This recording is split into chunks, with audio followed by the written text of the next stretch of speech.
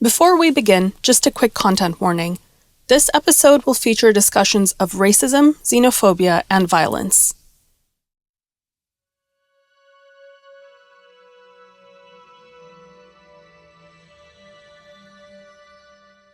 If you've made it this far into the podcast, thank you for listening.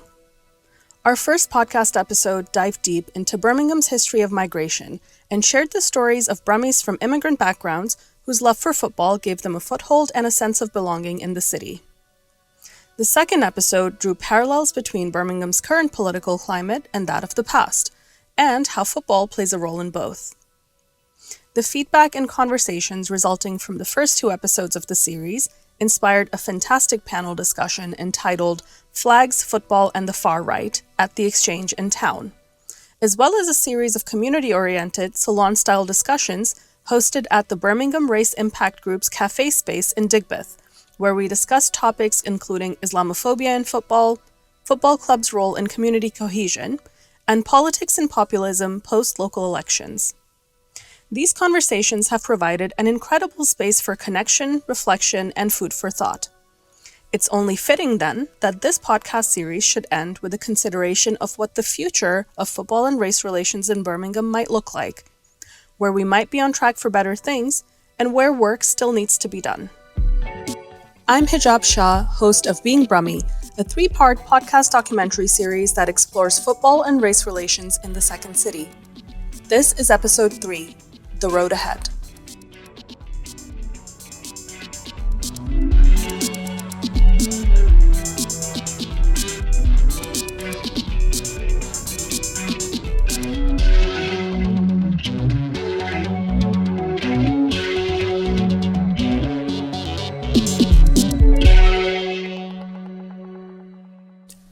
It feels like Birmingham is on the precipice of something big, something exciting, particularly through its sports scene.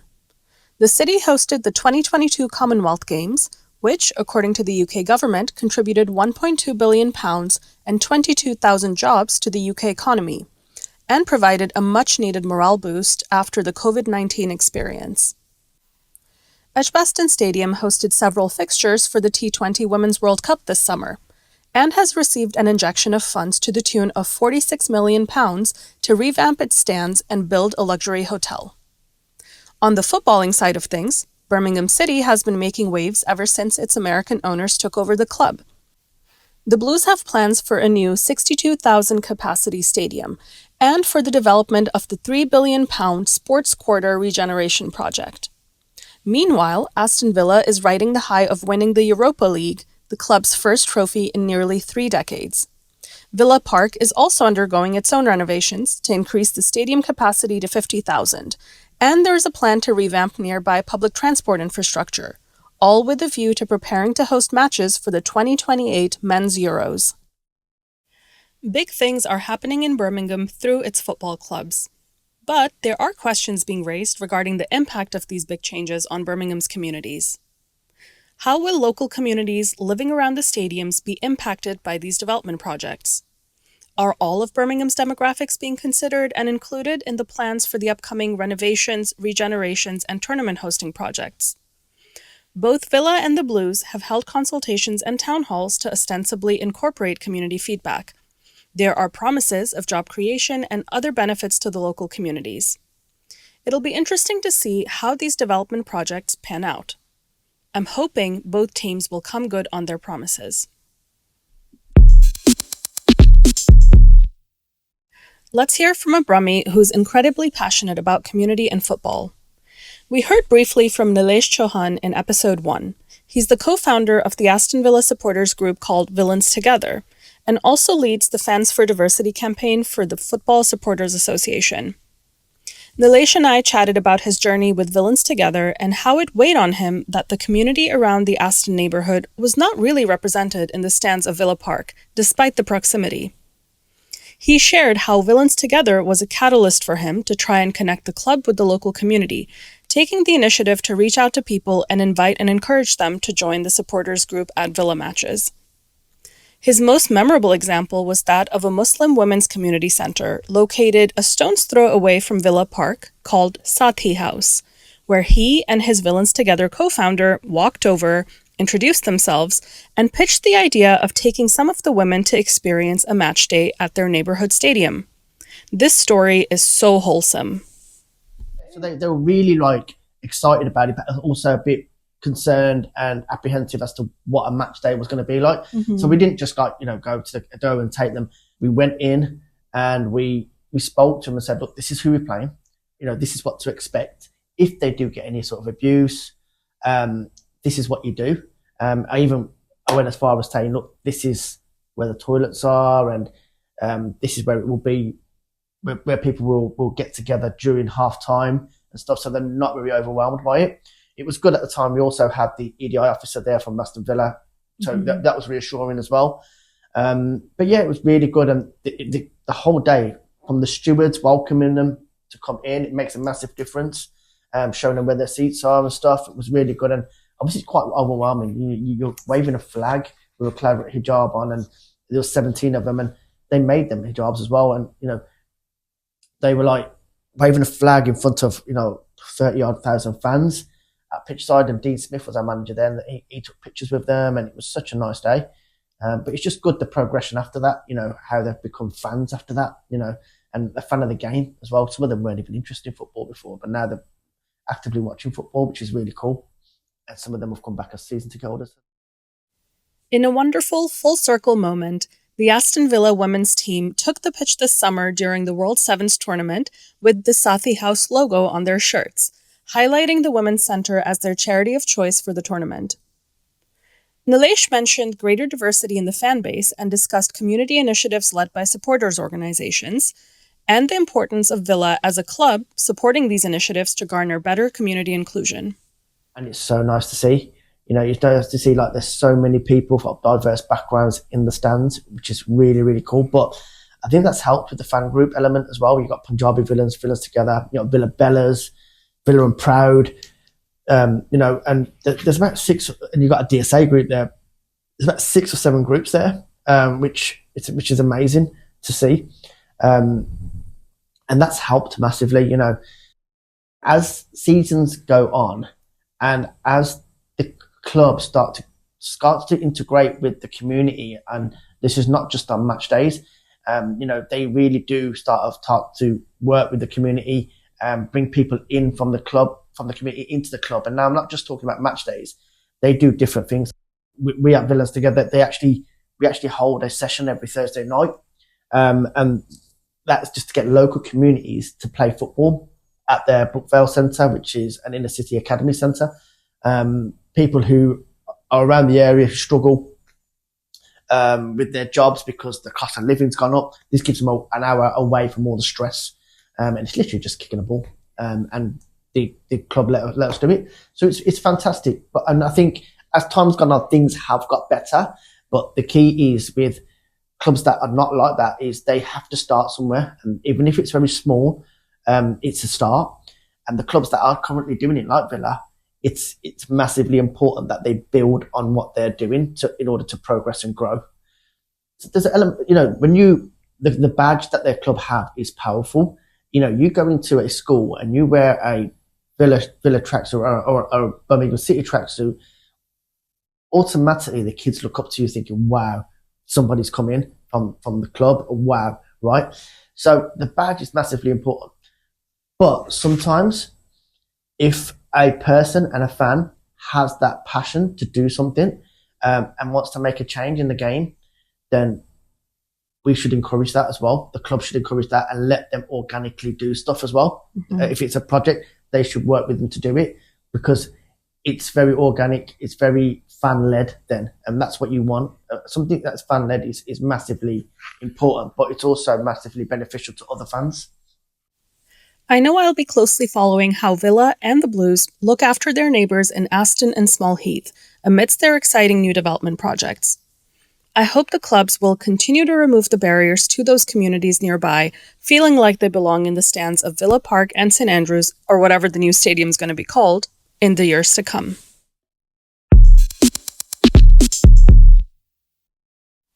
In our previous episodes, there's some discussion around how racism has shown up and evolved over time within the Second City's stadiums. I had a chance to chat exactly about this with Brenton Hanson, a 20-year-old Villa fan who grew up going to Villa Park in the early 2000s and being aware from a very young age about being one of the only Black children in the stands. Brenton and I had an interesting conversation about the manner in which this generation's Black footballers are subjected to bigotry.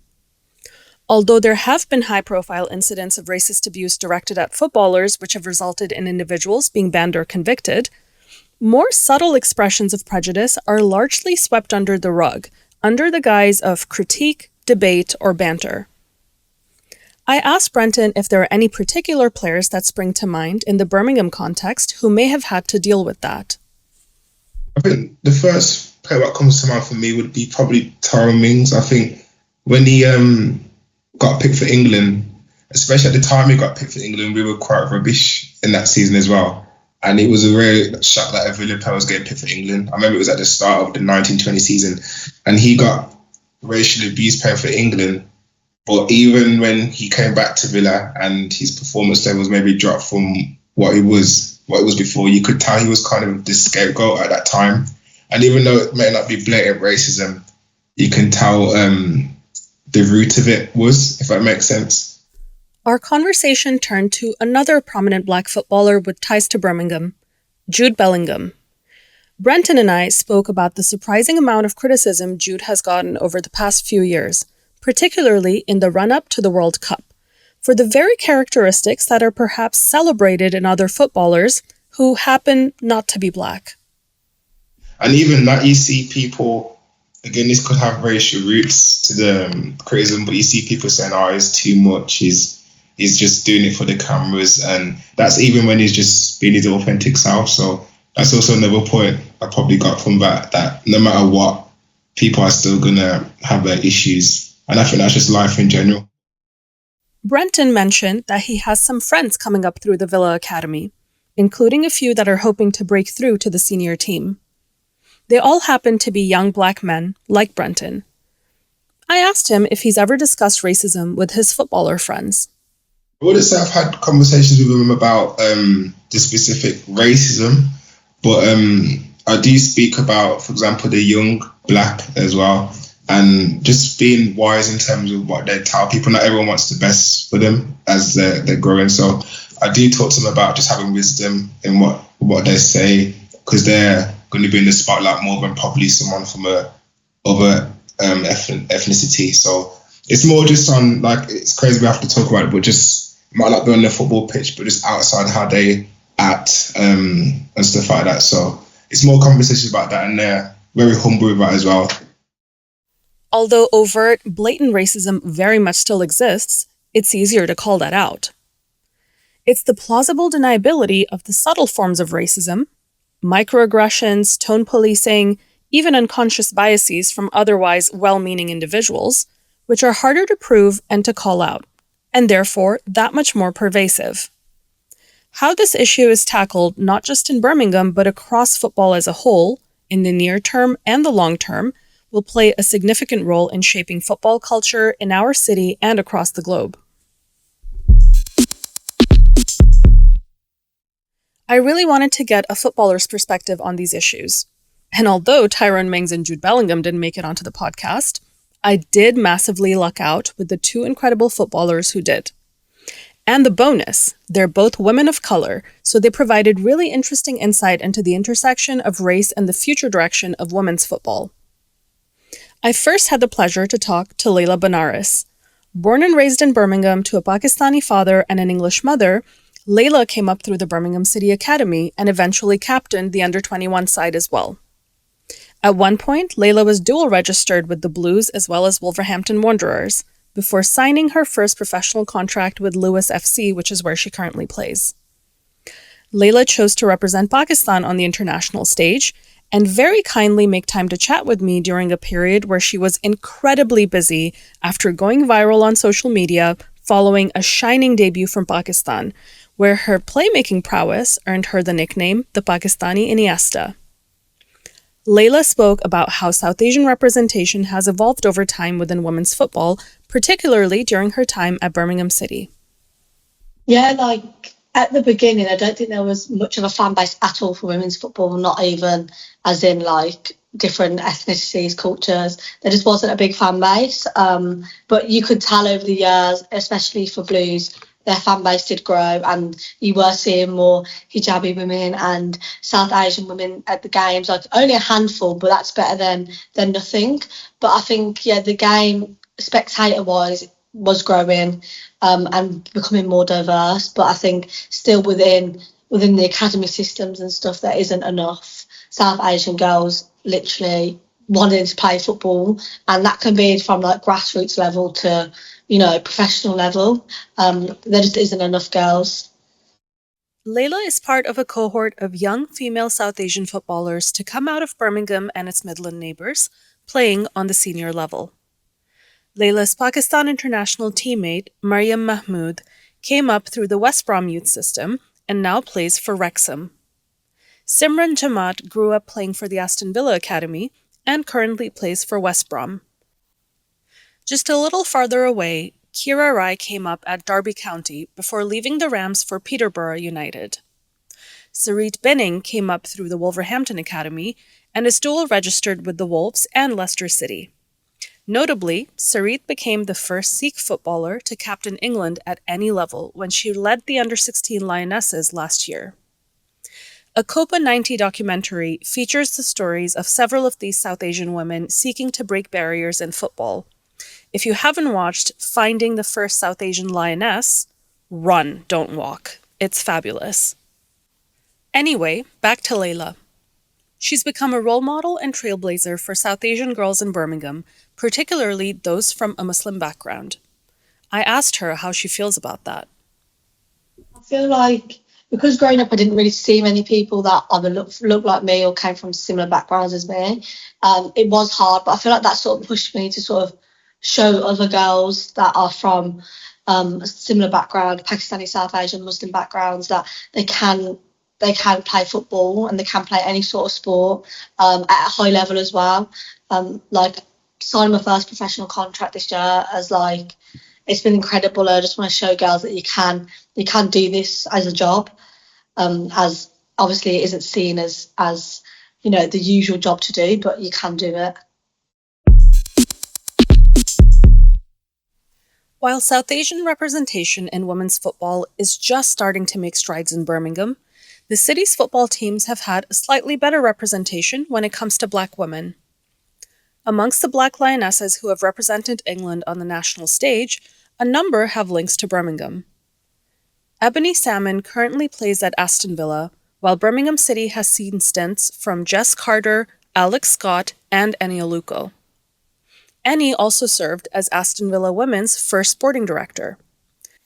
Finally, although she didn't play in Birmingham, Hope Powell has a deep connection to Birmingham now. If you don't know who Hope is, she is the second ever Black Lioness and the first ever official full-time head coach of the Lionesses. Hope is currently Birmingham City's Director of Women's Football. Cheering on the second Black Lioness is her friend Carrie Davis, the first Black Lioness, a legend and an icon who I had the absolute honor to interview. Carrie now lives near Birmingham, and we spoke about why she's frequently in the stands at both Villa Women's and Blues Women's matches. Right, so basically the link there is Aston Villa were the nearest team to me in the WSL. So I bought a season ticket and I go to watch all their home games. And the connection with Birmingham is one of my friends is the technical director there. The friend, of course, being the aforementioned Hope Powell. And I just go to watch Birmingham. But I've got a season ticket for Birmingham as well, which is unheard of. But I'm not tribal. I'm not interested really in the rivalry. I'm a supporter of women's football and I want to go and watch women's football, so it gives me the opportunity, and most of the time they don't clash. So basically if it was ever near my home, I would go and watch. I actually prefer to go and watch the women's game. I think you get a good vibe, atmosphere. At the minute, they've not. The fans don't really abuse the players, but all that could change. So yeah, that's why I like it, and I like to support the game, the women's game, because I was part of it. Our conversation turned to the dearth of coaches and managers of color in football, and what a trailblazer her friend Hope Powell has been, not just for the Lionesses, but now at Birmingham City as well, and how she's charting a path for future women managers of color. Hope has gained a lot of experience, and she was probably, and I didn't realise this until just recently, that when she took over the Lionesses, she had to lay a lot of foundations and develop that, and had to ask for a lot of things to push, the game forward. She implemented a lot of things. So yeah, she's very passionate about a job, always wants to push the boundaries, make things better, make it better for players, for other coaches. So yeah, I didn't realise how much she'd done up until just recently. And I guess how many conversations you have to ask for things, to take it forward. And I just think, yeah, she's one of those people that paves the way for others, because if you see it, you can be it. And hopefully people like Hope will put in place so other women can have opportunities. And she's that sort of person that will always give the best person opportunity, but she'll make sure that others get opportunities. Carrie ended our chat on a positive note, speaking about the fact that while there is work to do, the future of women's football in Birmingham and beyond is, generally, looking better than the past. I think everything's going in the right direction, but you've got to keep it in that direction. I think that, same as we're in Birmingham, the Villa team is not that diverse. The Birmingham team is not that diverse, but I think that what has happened is it's difficult for young girls to get to the academies, and there's a whole lot of reasons. You don't know. There's lots of reasons why, at grassroots it's not diverse. But I think that is definitely improving, and the fact that girls will be able to play at school. Just recently I went to St George's Park, and there were some teams from Birmingham, and they were very diverse teams, and they were about 10 years old, which it's going in the right direction. So we're getting there. But I think footballers probably changed in terms of the people that participate, because before it was probably seen as a working class sport, wasn't it? All you needed was a football. You put your clothes down as a goalpost, you jump in your sweatshirt, and that's all you needed. And it's also finding somewhere to play, isn't it? That's not so easy. You have to pay. When I was growing up, all the parks and the football fields were free. So there's so many reasons, but I think the FA have made some positive changes and put some really positive things in place, to capture the girls playing football. And I think if the grassroots is strong, then that will go up to the pyramid, upper pyramid, should I say. And I think that we don't want 2 Euros on the trot to be one off. We want to at least win another tournament in the next 10 years, because that helps the development of the women's game. Because I've been seeing the amount of England fans that travel to Switzerland, it warms your heart, because you know that you're going to get full stadiums, and that creates just a positive environment, isn't it? The road ahead for football and race relations in Birmingham is exciting and has the potential to bring people together. But it will require intentionality from the city's clubs and from the relevant governing bodies in engaging the communities that make up the fabric of Birmingham. We deserve a Brummie football culture that is inclusive and reflects the unique character of our amazing city. There's no better way to conclude this episode and podcast series than by quoting the late, great Birmingham poet and football aficionado, Benjamin Zephaniah. His poem, Ode to Aston Villa, fittingly ends with what I'd consider a love note to the city and its football scene. Nowadays, it's not about fistfights. It's about bragging rights. Where else can you find a whole community that sings in one voice? We know the score, but form is temporary, boys and girls. But class, that is permanent. And you know what? We have class.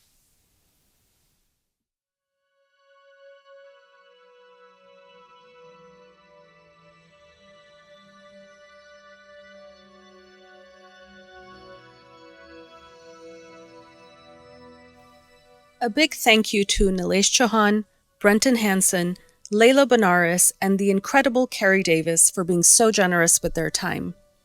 As a reminder, the opinions shared in the interviews are those of the interviewees alone. A special shout out to a few people whose voices you may not have heard on the podcast, but who played a massive role in helping inform how it was shaped. Thank you so much to everyone who chatted with me off the record. You know who you are, and I appreciate you. Thank you Christy Scanlon, Salim Garda, Luke Headley, Jacob Tanswell, and the legend Sam Diss for all your help. Thank you to my Mosley and Kings Heath sisters, and to Hina Shafi, Kiki Kirstafi, and Zulekha Sheikh for all your support. Thank you Ali Speechley for being a queen and a role model, and for your epic text message that gave me the courage to start this project. Thank you to the School of IR EDI Committee at the University of St. Andrews for the funding that has made this podcast documentary possible. Thank you to Stephen Underwood for our logo and graphics, and to Matt Summers for our music.